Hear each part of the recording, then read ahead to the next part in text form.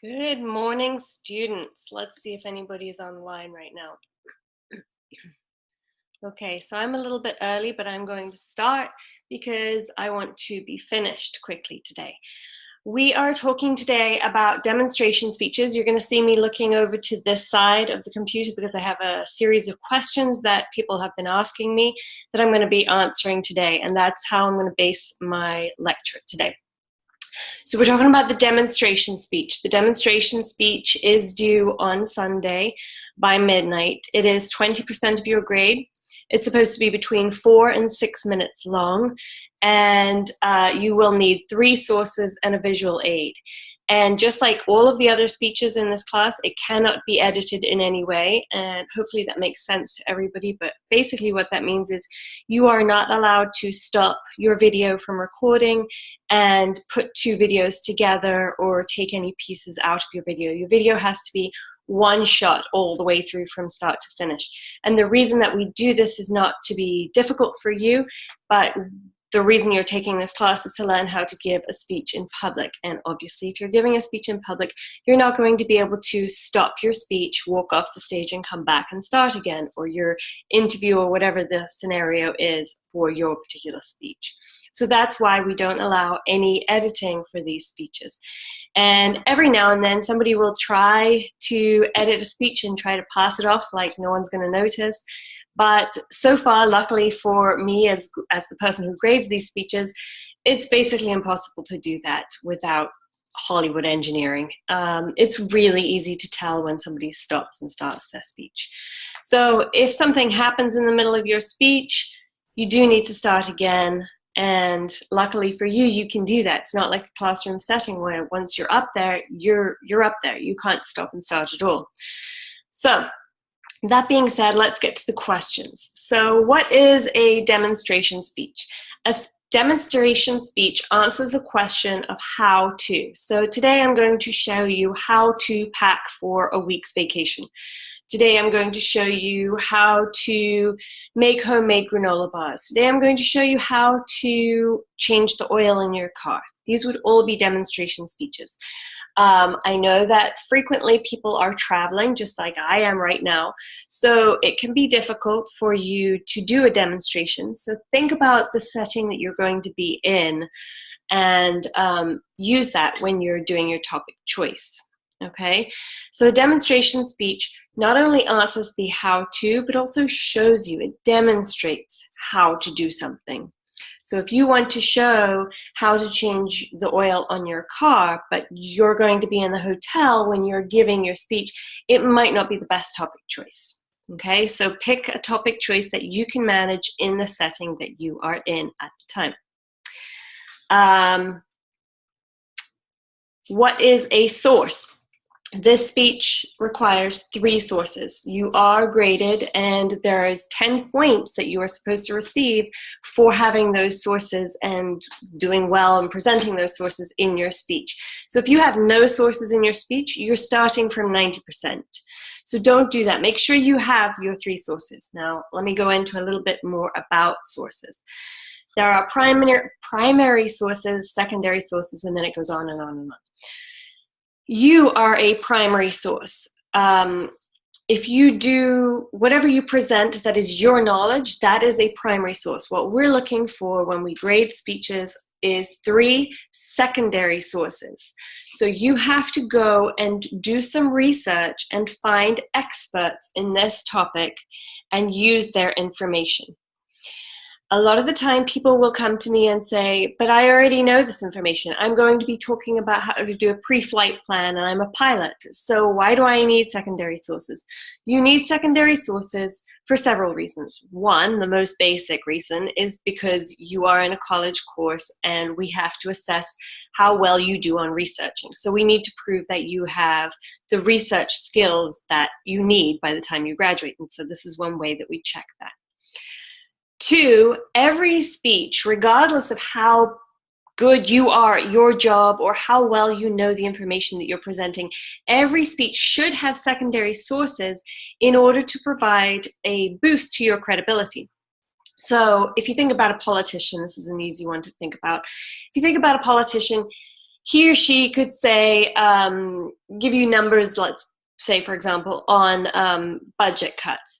And so one way that they get you to trust them and believe further in what they're saying, obviously they should be qualified to speak about budget cuts if they're a politician that is speaking about budget cuts, but they could use somebody else's research to back up their point. And so it makes them seem more credible because you think, oh, okay, it's not just them that's saying this, it's also Alan Greenspan or whoever they choose.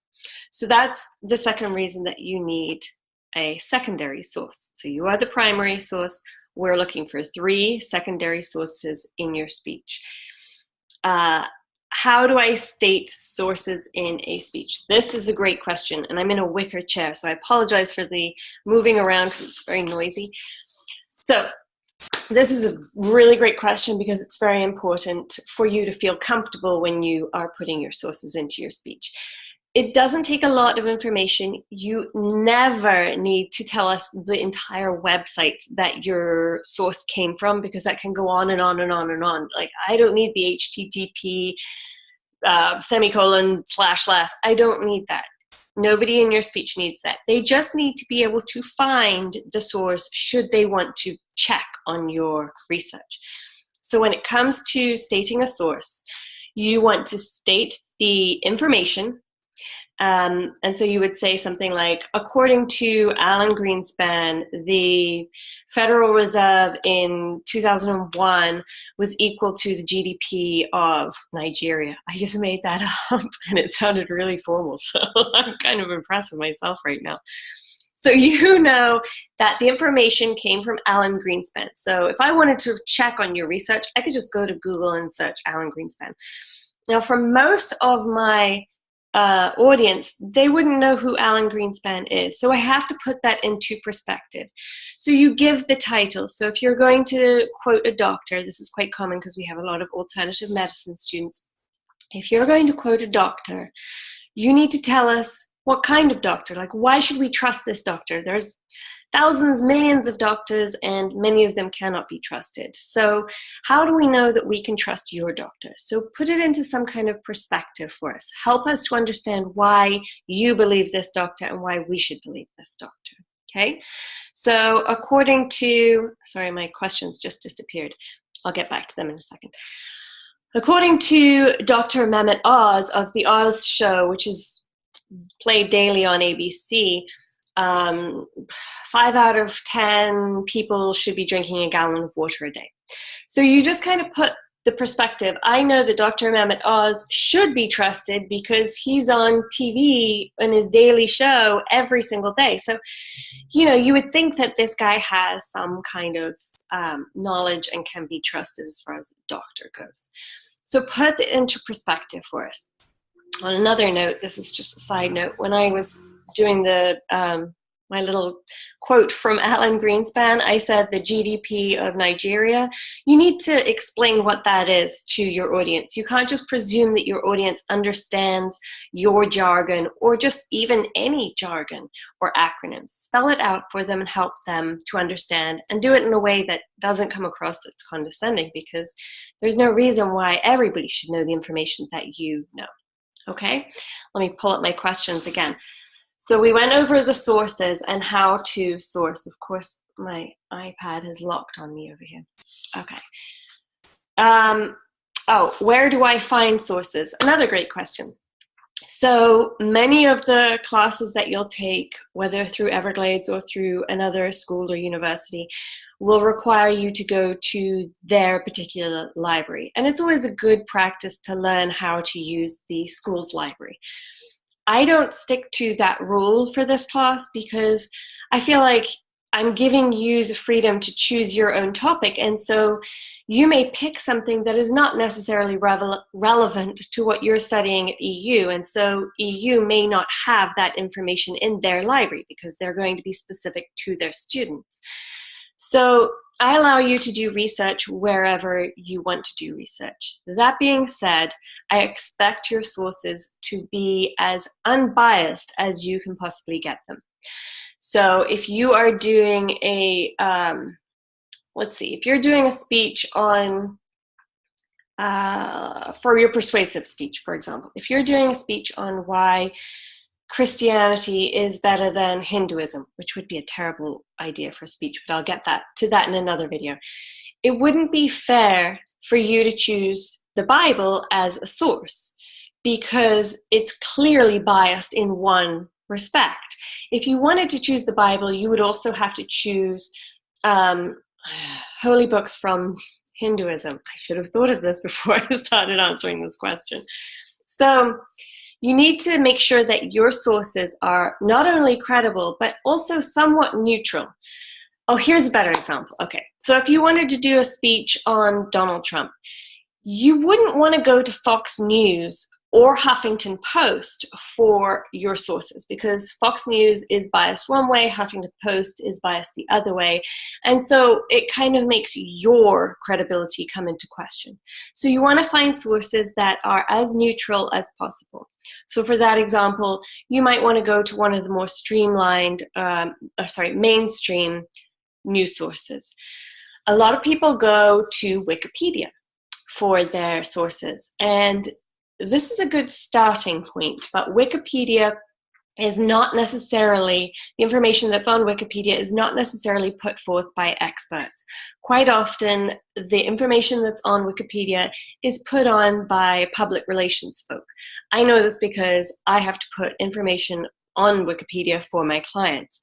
And they do have a really good editing service, so they do try to find out what is valid and what cannot be verified.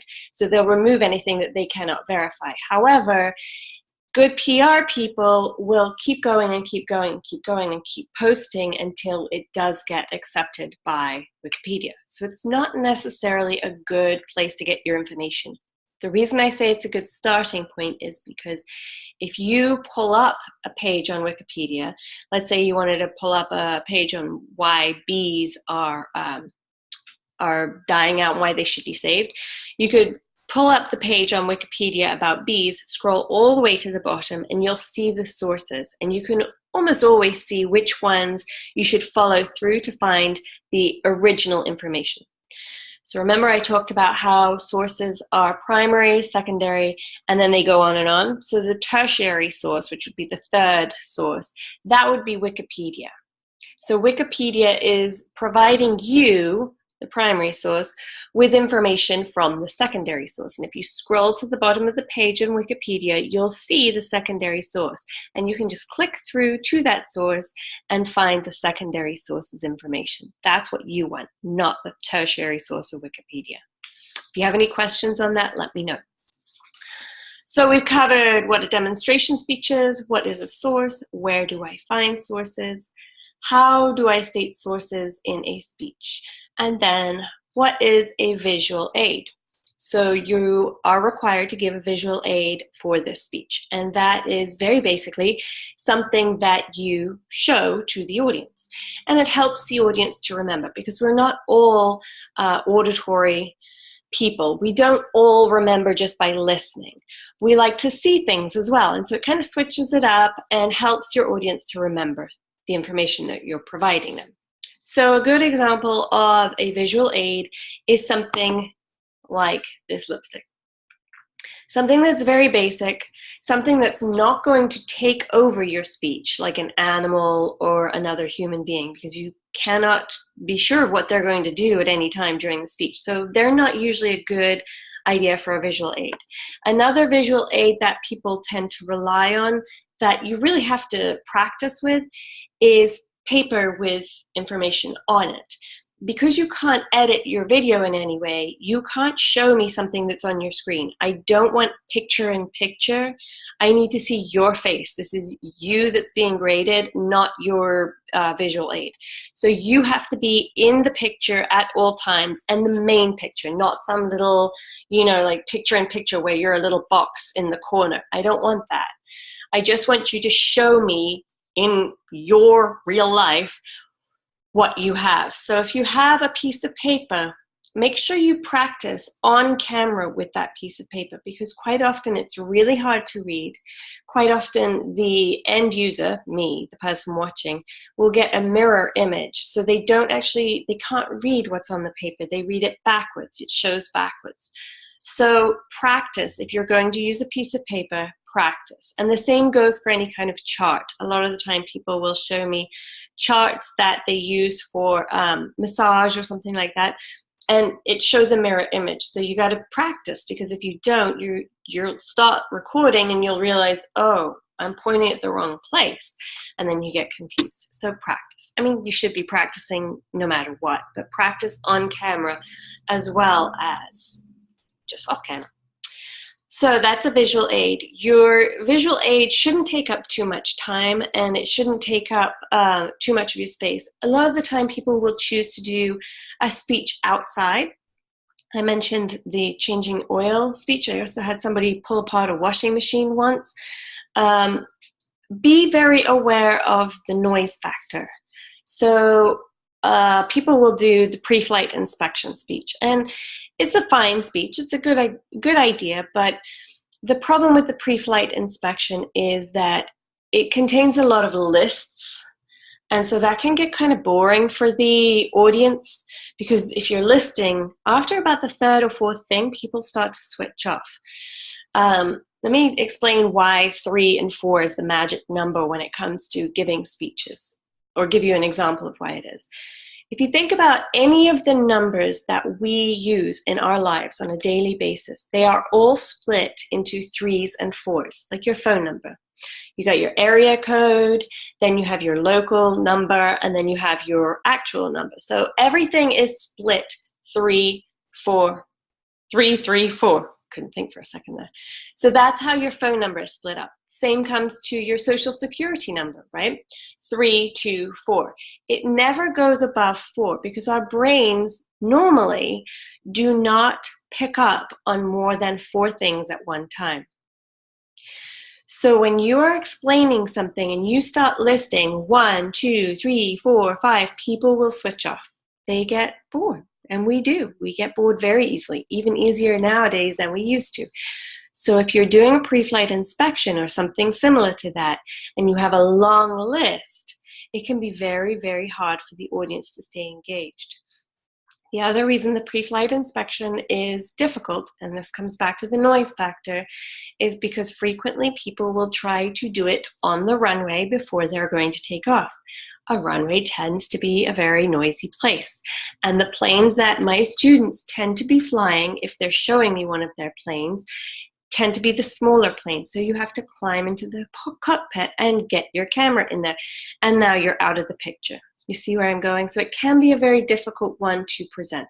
Think about these things before you start, before you choose and determine which topic you want to do, okay?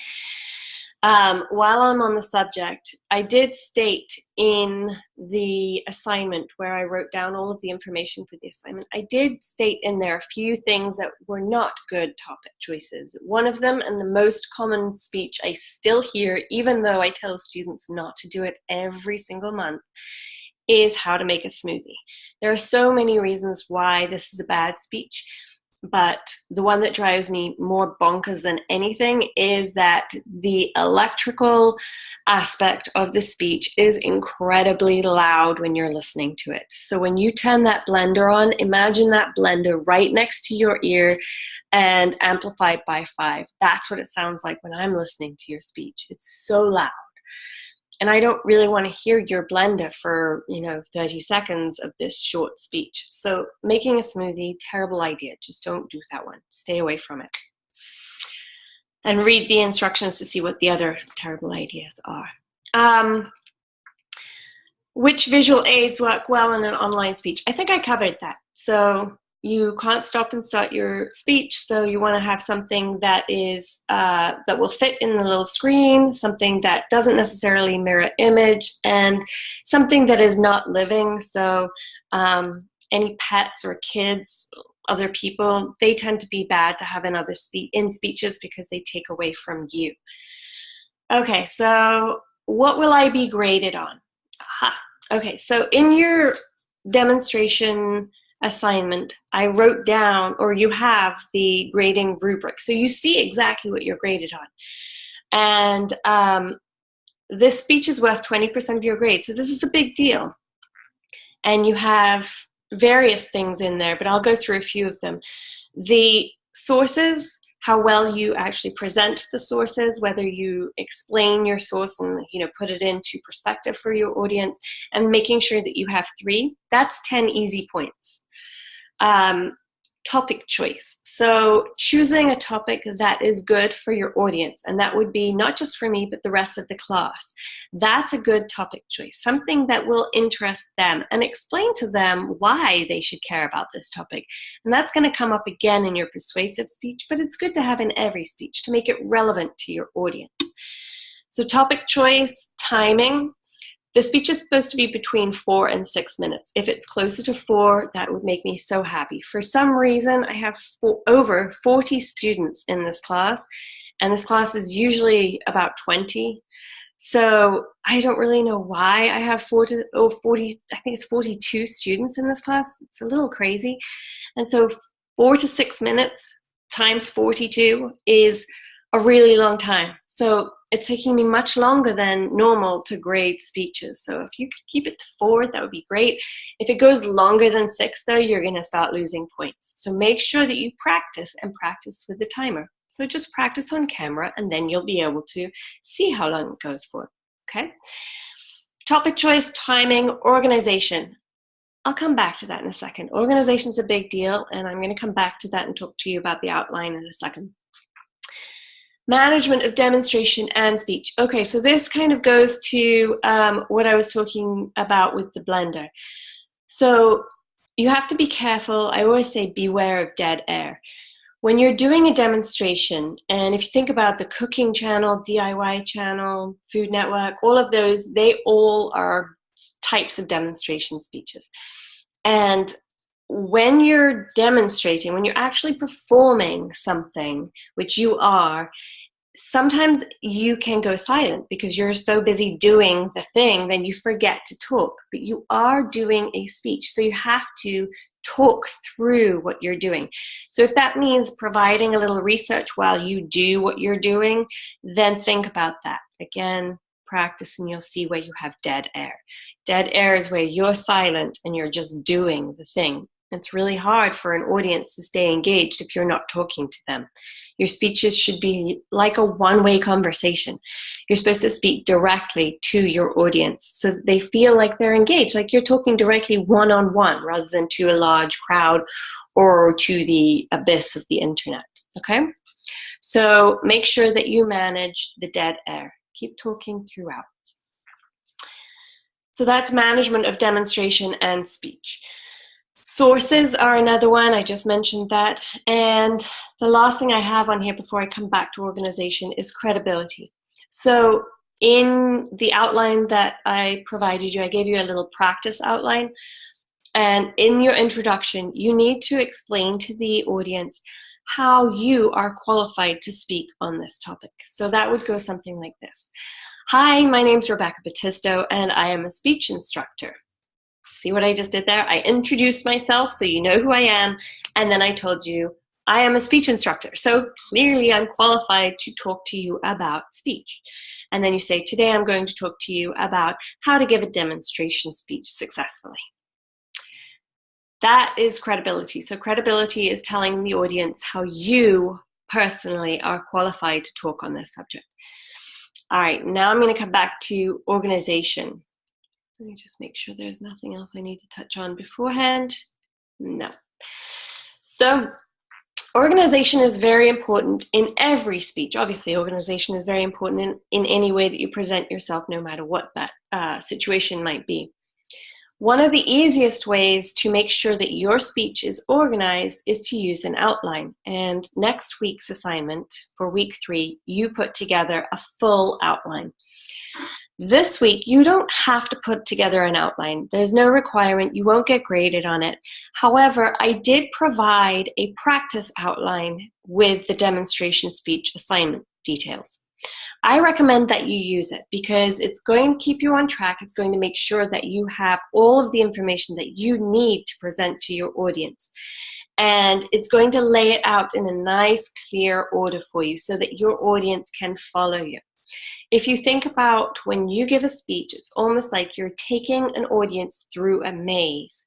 And if you don't explain to them where they're going, they're going to stop following you and then they get lost. And now you have audience members all over the maze and they're confused, they're annoyed, and they don't know where they're going. So the outline helps you lay out all of the steps that you need to get them from the beginning to the end of your speech. It also helps them to remember the information because the simpler you can make it for them, the better that it is and the easier it is for them to remember. And if they don't remember your information, then you just wasted a whole lot of time and energy. It's like if you go for an interview and you don't practice and you're not prepared for it, then when you leave and they've seen 15 people that day and they don't remember who you are, you're not getting the job, right? So practice, prepare, and use this outline as a way to help your audience to remember the information that you're giving them. So there are basic steps in an outline. There's an introduction, there's a body, and there's a conclusion. It's very important for you to work on your conclusion, practice your conclusion. So when you practice your speech, you should be practicing it from the start to the end. Because if you don't practice your conclusion, you'll get to some point when you're actually in the presentation of your actual speech and realize, oh boy, I didn't practice my conclusion, and now I'm feeling a little bit nervous about what I'm going to say.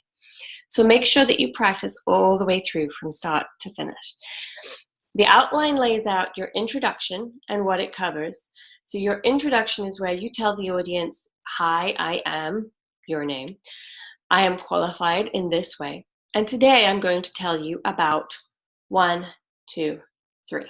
And then in your body, you're going to actually go through what 1, 2, 3 are.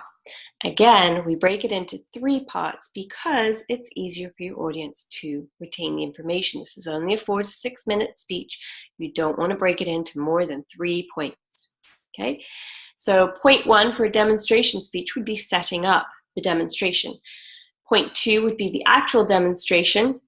And point 3 would be any residual information that they might need. Okay, so once you start to think about what's going into your outline, things will pop into your head like, oh, the audience is going to need to have this, that, and the other before we can do this. So that needs to be in point 1. And they're going to ask me, why do I need that? So I should probably get a source for that. And that source would go in point 1. Okay, you have 3 credible sources. So it'd be nice and neat if you had them in point 1, point 2, point 3.